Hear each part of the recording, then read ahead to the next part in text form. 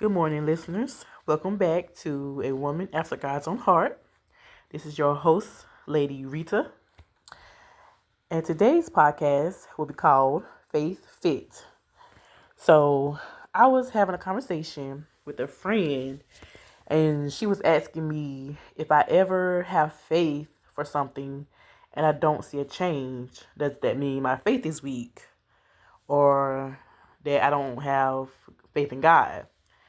So, I don't know why faith is the hardest thing for humans to grasp.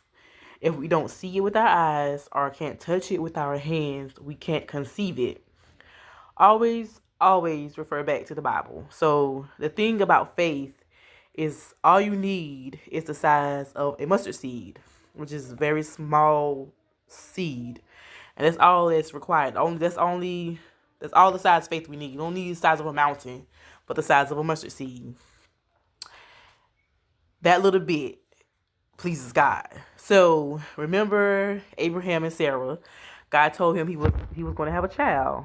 He was an old man, you guys, but he didn't doubt it. No matter what his relatives said, no matter what anybody might have like teased him, like, man, you an old man, y'all can't have no baby. You and Sarah past y'all years, y'all childbearing years, but he still had faith because God told him that was his promise.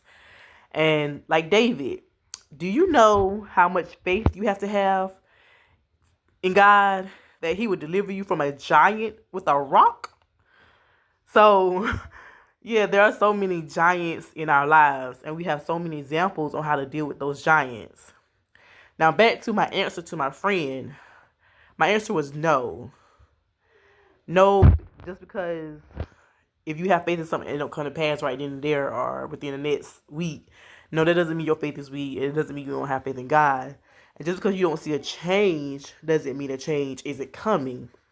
Faith has to be tested. And if it's not tested, then what's the point? You can't look at symptoms or what's going on around you. You have to look at the promise. And the promise is that God will never leave or forsake you. He will not see the righteous forsaken. His promise is by his stripes we are healed. You have to find the promise that fits your situation. Faith fit. So also while I was talking with my friend and something came to me.